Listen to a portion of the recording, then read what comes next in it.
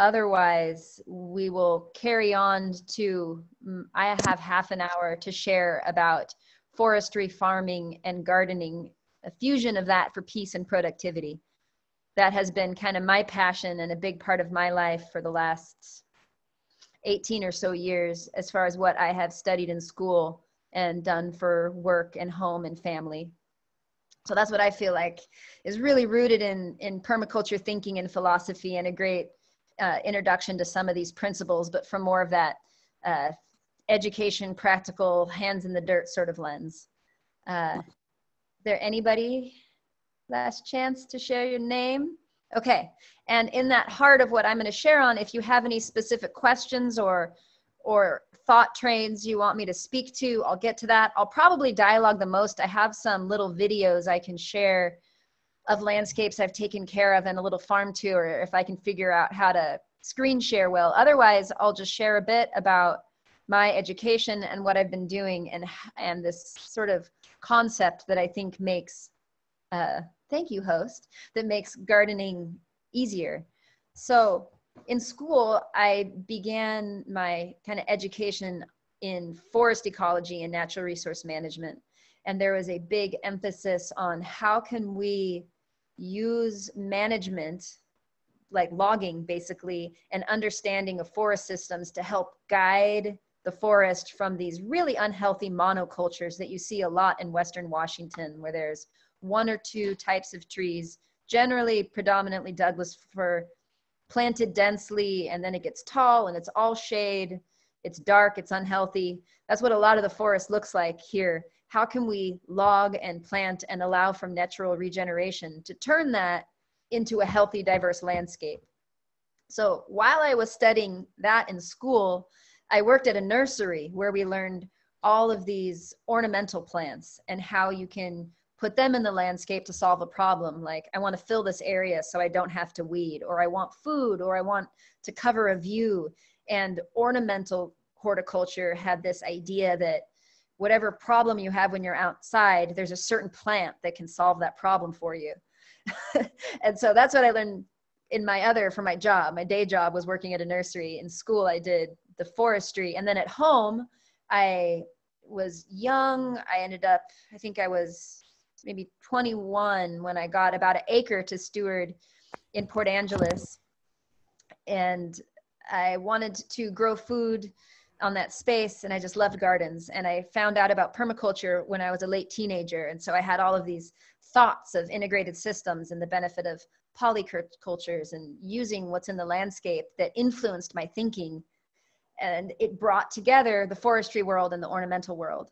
And as that has come to be, I've had this honor of caretaking with my hands a few 5-acre landscapes for maybe 18 years or more, being dedicated to one piece on the earth, and having the support as a caretaker of somebody else's garden who has money to take care of it, to be able to have inputs of mulch and different garden plans, where the goal is to make it beautiful and low maintenance while providing food, while having herbs, while being healthy.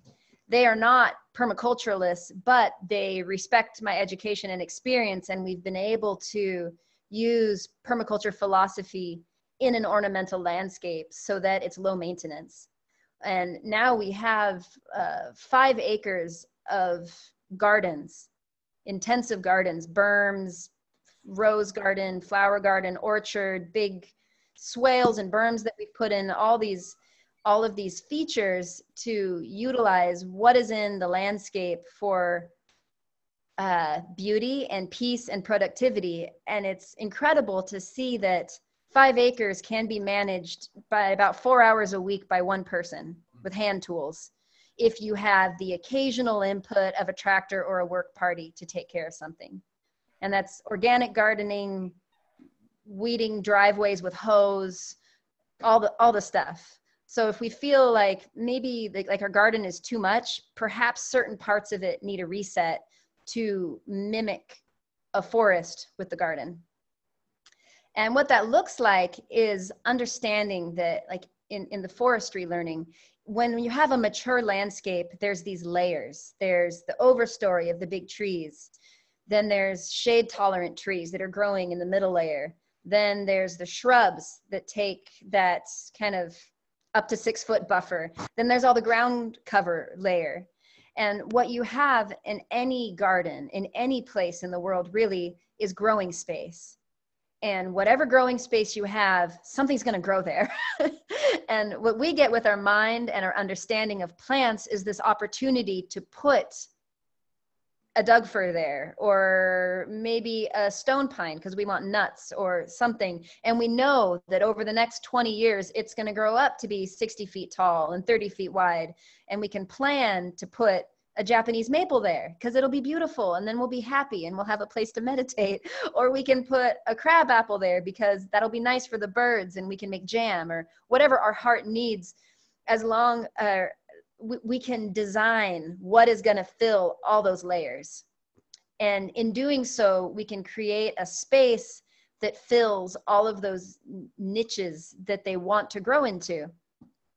And a wonderful thing about the general Pacific Northwest climate is that plants grow here effortlessly. No matter, unless you specifically put something on the soil or put down cardboard or a tarp, everything will be grown with something. And a tool to have a healthy garden is to first make that space and determine what's going to be there before something else takes root. So in that, how do we make it peaceful? It really helps to have that initial input of enough time to create a manageable amount of blank space. If I take this farm that I'm at right now as a case study, I've been here 5 years. The first year, we carved out a 10 by 10 space because everything was pretty much overgrown with weeds. It was crazy. The orchard hadn't been pruned forever, so all these fruit trees looked like Christmas trees because their leader went up, and it was just crazy. So it was like almost an overwhelming job to be, how can I make this farm productive and healthy? It's been so far gone. So it's that grace that you do the best you can in 1 year, and everything else you just let slide. Plants will keep growing or they'll die, and then you can plant something else there. It's okay. You know, what's made to be in the space will thrive there. And the most important principle in permaculture gardening in a certain landscape is to observe. And so for the first year, 2 years, most of 3 years, I took that 10 by 10. The next year it was 10 by 20. The next year it was 10 by 50 because I got a little more settled here. This year we scraped about an acre that I can plant, but that took time. And because of that time, I now have in my mind and in my heart, I know really well what plants feel like they're made to grow here. There's certain things that I didn't sow. I just know catnip loves growing here. It grows everywhere. It just decided that this was the place to be. Mahonia grows well here. Green tea grows well here. Kale and chard do really, really well. Tomatoes, they really struggle. I need a hoop house for that. But now I can feel confident in my planting plan because I've been observing the ground. And I kind of had like a bit of a chip on my shoulder because I studied so many landscapes in like up in the mountains and in the coast and in the forest. I'm like, I know the Olympic Peninsula. I know what can grow here. And so I planted a side where there's like a bit of a slope and then a driveway and then another slope. And I planted it full of Elaeagnus and seaberry and all these awesome like permaculture hedgy deer resistant plants that had done well in some places. And I assumed based on the literature and my knowledge in other spaces, nearby ecosystems, that they would thrive here, but they didn't. They almost died. But I don't need to blame myself. I can take that as an opportunity to learn and be grateful to get to know that plant better. And so now I know I have to water them at least 3 times a year, or else they will lose all their leaves and they won't make fruit. And that's another part with gardening is keep a journal, write down when you plant stuff and know that things need water. And I know that in permaculture thinking, there's a lot of this, you plant all this stuff together, and the more you have, the healthier it's going to be. That is not always true, because competition is a real force at play in gardens. There's only so much water. There's only so much nutrients in the soil. And if you have a tree that's like surrounded by clover and grass and shrubs and other plants, it sounds beautiful in theory, but in reality, there's a lot of competition for that water, and somebody's probably going to struggle. You might get bugs if you have enough healthy plants and other flowers, and maybe use mechanical removal. You can keep your plants safe, or keep the pests from getting them. But it's very helpful to remember that plants are living creatures. They need nourishment and they need water. And if they're crowded into a space with a lot of other things, and keep in mind, a guild can be designed so that something roots deep and something else roots shallow and something else roots over here.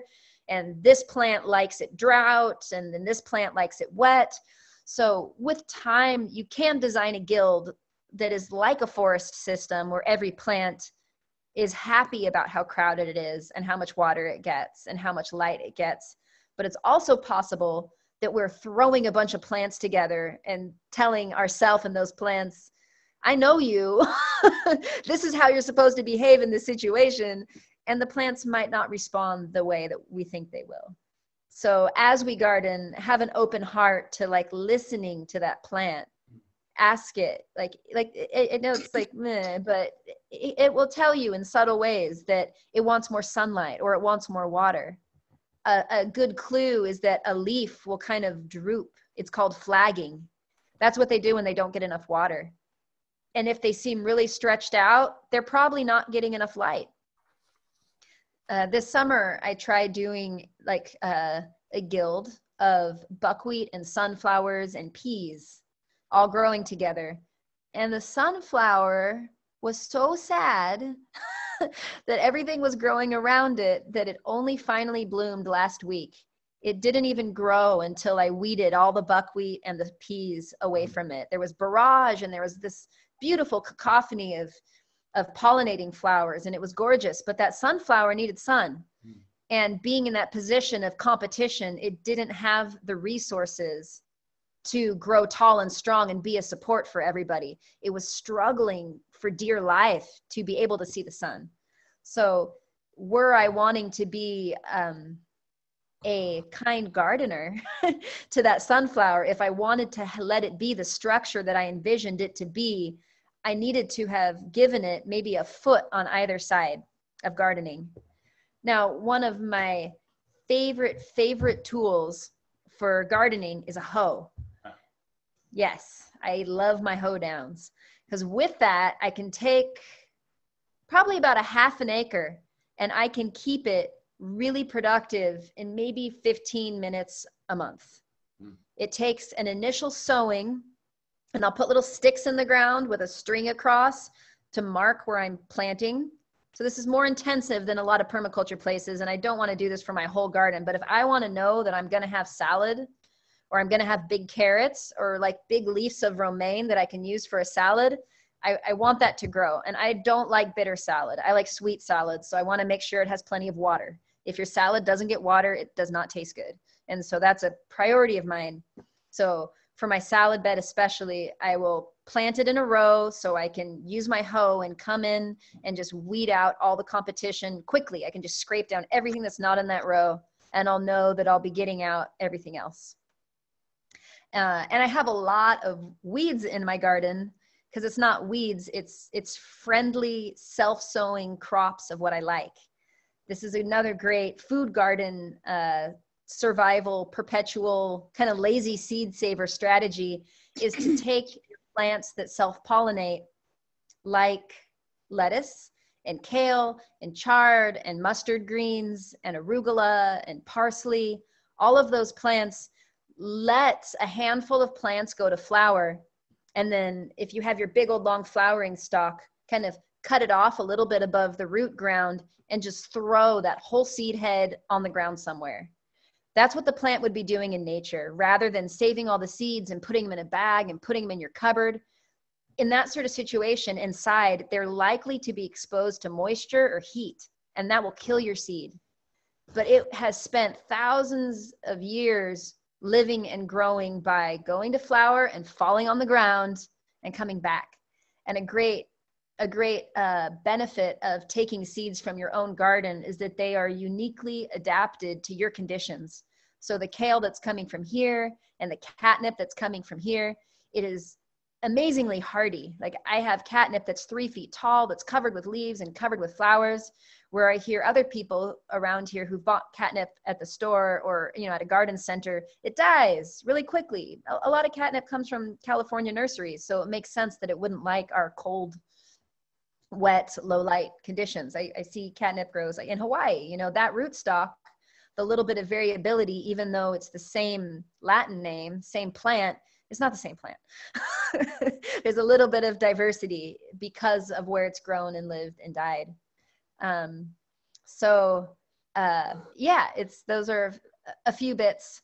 If you have a huge amount of ground to cover, rather than always having everything in fruit, this is like another note in designing your garden, it's good to plan what you actually want to eat and how much time you have to process it. A small orchard produces an incredible amount of food. It may behoove you to have dwarf trees and learn how to prune them so they don't get sick. And I'm happy to share about that if anyone wants a few pruning tips. But you might want to plant something like an Elaeagnus, or not an Elaeagnus, like a Escallonia or a Ceanothus. Those are both evergreen shrubs. They get about 6 feet wide and high. Deer don't bother them. They take up all the space. And so there's like a 6-foot corner of your yard that can be a great place for little good beneficial bugs. Quail can live in there. The birds will love it. And you don't have to maintain it. You don't have to prune it. You don't have to harvest anything. It's just a nice big green tower of life. So making space just for something kind of ornamental or utility like that can really help keep your garden manageable, because it's a space that is life and is garden that doesn't require a lot of resources and doesn't provide too much food, because that can mean raccoons, that can mean rats, that can mean all sorts of stuff that can actually make your overall space not as healthy. Yes, there's a comment about Jerusalem artichokes. I have a lot of those in my garden. They're also called sunchokes.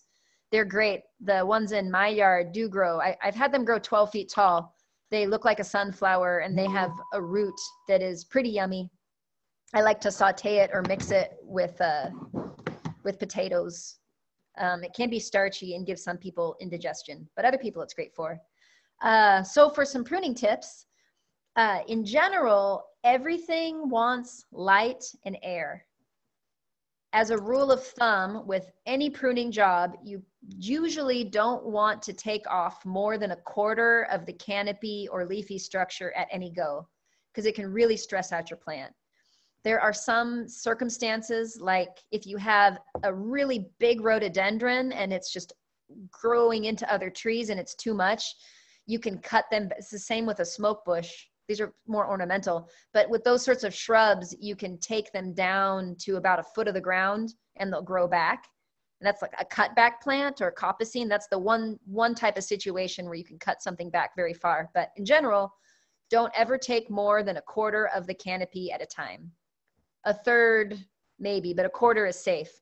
So if you have a fruit tree that is like super crazy, hasn't been maintained, take 1/4 in the winter, like January, and then take another 1/4 in July after it's leafed out, but before it starts to dry back. So first, you remove everything that is dead, everything that is broken, and everything that is diseased. You always want to remove all that stuff. That's your first part.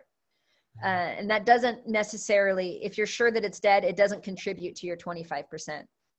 And I encourage you, before you cut into a tree, look up some diagrams of how the vascular system works, because there's one vein. I'll use my arm. There's like the trunk bark, and then there's the branch bark, and there's a little ridge that goes up on the top, and there's a collar that goes on the bottom. And when you prune, You don't want to cut into that bump or that ridge, because what you can do is damage the vascular system that is on the trunk of the tree, and you can get pathogens into like the heart of the tree and it can die, or you can cause systemic disease. The way trees and plants work is that if they have an injury, they compartmentalize it and they say, you're going to die and I'm going to grow around you. You are designated to rot with your disease, and I'm going to cover you with life and be stronger. That's how they respond to our pruning cuts. So when you're going in and removing a branch, first you'll cut a little cut here, and then up at the top, and this whole weight will snap off, and then you have the ability to cut right before that ridge and collar without damaging it, because you want to make sure all of your cut is on the branch, not in the trunk. So that's really important with tree pruning, and any branch, even in a shrub, is like that. So be mindful of how you cut 25%. Then you want to cut branches that are crossing. If something is growing in and across, that needs to go, because as it grows, it's going to tangle and create darkness on the inside. And another pruning principle is light and air. So most everything kind of benefits if we think of it as a spacious vase. And from wherever it goes on the inside, the branches should be growing out. We want light and air so that a small bird could fly through a plant. Plum trees are one exception. They like to be twiggy. Okay. So light and air, spaciousness, no more than 25%. First of all, you remove dead and broken and dying things. That's like some basic principles that you can apply to anything that you're pruning. There's specifics for fruit trees, like apple trees. They produce the most fruit on between a like 35 to 60 degree angle.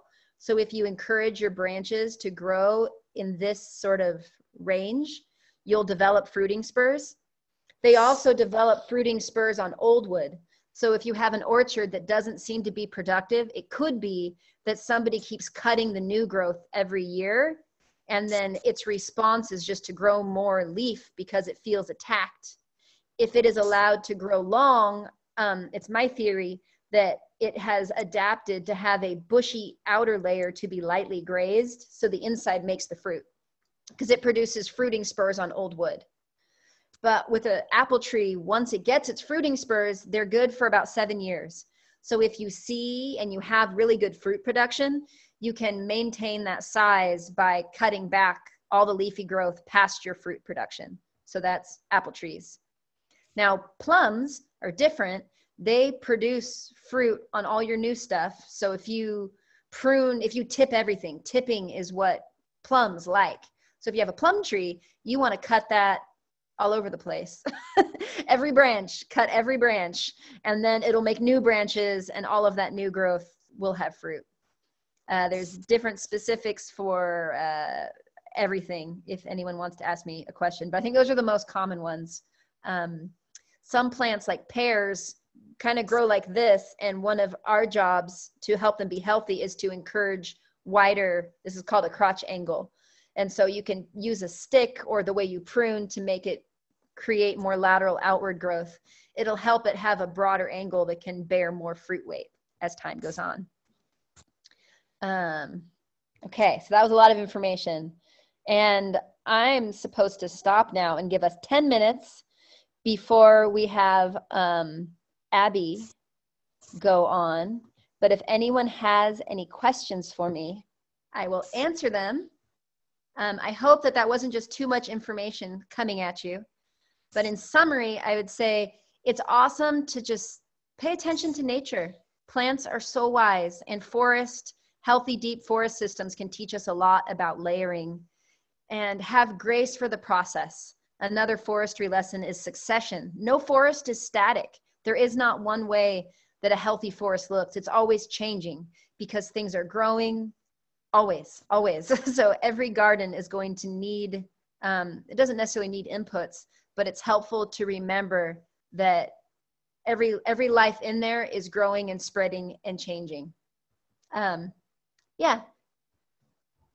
Does anybody have any questions?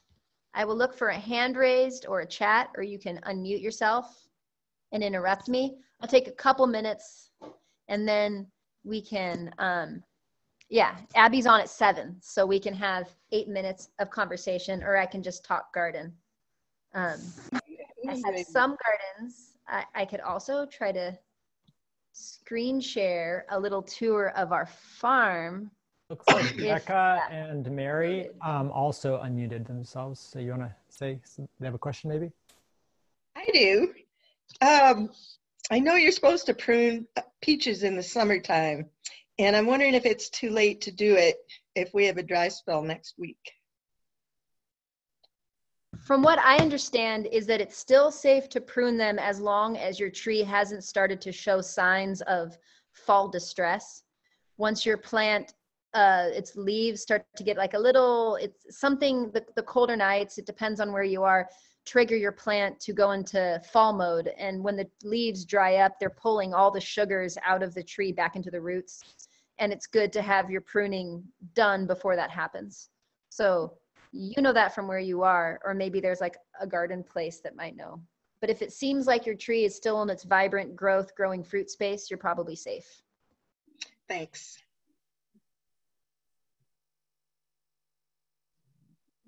Is there any stress? Oh, sorry. No, go ahead. This is Merla. Would we consider what looks to me like stress from the smoke? Most of my baby fruit trees began to yellow up a little bit during the smoke period. We had smoke here in Oak Ridge for about 2 weeks. We still have some, but I'm just wondering about that. And now, of course, the weather is getting cooler and more damp. Yeah, I am not, like, I haven't studied the way that the particles or the smoke affects plants, but I imagine it would mess with their respiratory system because they're breathing through their leaves. They're absorbing things in the air, the transpiration and respiration process. So having so much particulate in the particulate matter in the air would probably really stress them out. If it hasn't rained, like we've had a good rain the last 2 days here on the Olympic Peninsula, if that hasn't happened for you yet, I would try to just hose down all the trees to try to get that kind of smoggy haze off of their leaves to help them. And regardless to how they do, pretty soon they're going to go into dormancy and, you know, they'll get over it in the winter. But I'd water them if you can. And generally, just for a principle, if our trees or any plant or a garden or a fruit seems stressed, one of the best things to do is to feed and water it. Usually a healthy plant will overcome pests and disease. So rather, before we like determine that the plant is sick or the bugs are bad, it might be that just the plant doesn't have the faculties to take care of itself because it's hungry and thirsty. A really great, cool, thank you. I'm glad this was helpful. A really great fertilizer blend is one that Steve Solomon, the guy who wrote the book I referenced earlier, wrote a fertilizer recipe. It's all organic fertilizer. It's called the Complete Organic Fertilizer Blend, and it's in that Growing Veg. It's in both of those books, and Mother Earth News put it in one of their articles that you can find online. I believe it's COF, Complete Organic Fertilizer, Steve Solomon. He's the gentleman that founded Territorial Seed Company, and I think he lives in Tasmania now. But it's a good recipe. It's seed meal, it's limes, it's seed meal, limes, and kelp powder, a few other bits, but it's a lot of those minerals that might not be in the soil. My history with this place where I live now, it's originally Clallam territory, but before me, there were 2 other people who had, I mean, I don't own this land, but there are 2 groups of people who did own the land, own it, that construct, and didn't, the first chap who kind of settled this place and managed it did not respect it. That person took all the topsoil and sold it. So the people who I'm farming with and for, they had the land after that person, and we've done our best to bring in animals, bring in kelp, bring in straw, bring in all these things to rebuild fertility and biodiversity to the soil, because this was used as a mine, a soil mine, and the forest had it all depleted. And so, you know, it's important to realize that whatever garden we have, we can't assume that just because we grew comfrey or a cover crop or whatever, that there's fertility in the soil. All the organic matter might have been stripped.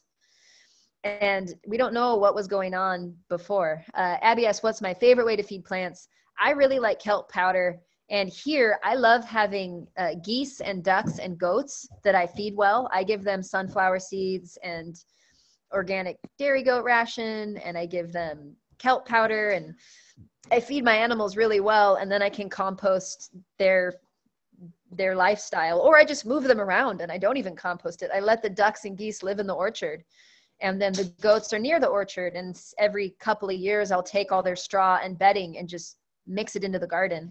I'll go to the waterfront and take trash cans of kelp that I can, or I'll buy 50-pound bags of granulated kelp powder and put that back in the soil.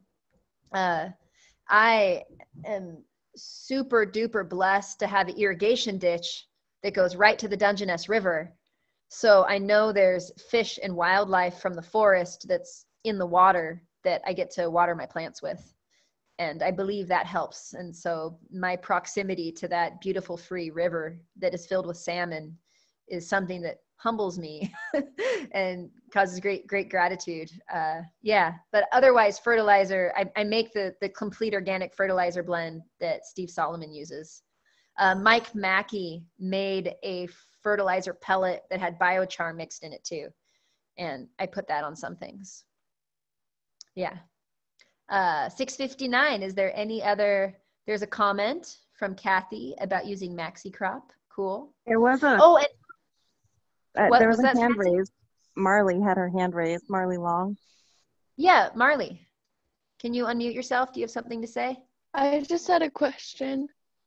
Uh-huh. I had a question because we talked about apple trees for a little bit, and we are at a place where we have some apple trees that have really bad apple maggot. And so some people have suggested spraying vinegar on those select trees that are really having a hard time, so that the blooms fall off and we don't have that. We need to pick it. But I'm wondering if there's another way to deal with that. Yeah, there's a maggot trap box. If I suggest you guys all, I use you guys loosely. I hope that doesn't offend any women or other people in here. It's just a vernacular habit of calling everybody dudes and guys that's hard for me to shake. So please forgive me. But the Fedco seed and bare root fruit catalog. Now, Fedco seeds and Fedco fruits, I think they're from Maine, and they're a collective, and they're wonderful, and their seed catalog is so beautiful. It's all hand drawn. They had a little thing, it's trees. I put it in that was to Abby, but to everybody, I'll write it in the chat. They put a little box, a little thing in their tree catalog of how to make a apple maggot trap. And I like their catalogs because everything is hand-drawn pictures and stories from people, and they support seed sovereignty and indigenous farmers and people who are seed savers, and they have a lot of really useful information in their catalogs. So they're a great organization to support, and their catalog is a good read. So Fedco trees, they have a PDF on their website of their catalog, and it has the picture of building the apple maggot box. And Marley, I will text you a picture of that little thing. A really safe organic bug solution is to spray your trees with neem oil too. And what that does is it gets in the way of bugs' reproductive system, so they can't reproduce. And that's pretty effective. You usually use it in the winter. Dormant oils are petroleum based, and I really try not to use those. I don't use them. That's what I mean by try. I refuse to use them because I think they're poisonous. When I was younger and before I knew better, I had like, oh, okay, I guess I'll use that on your trees if you ask me to, but no, I don't. I'm not going to be party to anything that makes me feel guilty. Life's too short. So I say no to petroleum-based dormant oils. So you can read the ingredients and be like, oh, I don't want that on there. But dormant oil, or not, neem oil is a good bug. Stop it from reproducing. That's all organic. BT is a natural, it kills butterfly type things. So use that judiciously, but it's organic. Yes, natural poisons are poisons. It's true, like pyrethrin. So be careful, but at least they dissolve in the environment and aren't that kind of toxic, even though they are toxic. There's also a really safe one to use is just an insecticidal soap. To make that, you can take any old awesome dish soap that you use, put it in water, and spray bugs. And it makes them dislodge from the trees, and then you can rake all their stuff up. You can use like a hand sprayer, or there's these really cool containers that you can put onto a hose that will mix the soap. And they're not made for soap, but you can use them for insecticidal soap. And then you can spray this dish soap mixture on all your plants, and that can kind of get into the parts of the bugs and make them fall off. Another good one, if you have, I guess that doesn't apply to this, but if you know that you have a bug problem, being diligent about raking up all the fall clippings and leaves. A lot of times they live on those leaves. So pulling them out and raking that up can be really helpful. Is it okay to put in the compost? Yeah, if you're going to try to compost those bug clippings, it's important to hot compost it, or I would just burn them. We can burn stuff here in the winter and it's fun. So, and then you have ash, which is a nice soil. So that's what I recommend. And Bob T recommended Holistic Orchard by Michael Phillips. So thank you for that. And I think I might try to take our chat and put it into one of our channels. And now I'm going to sign off and pass the mic over to Abby for her session.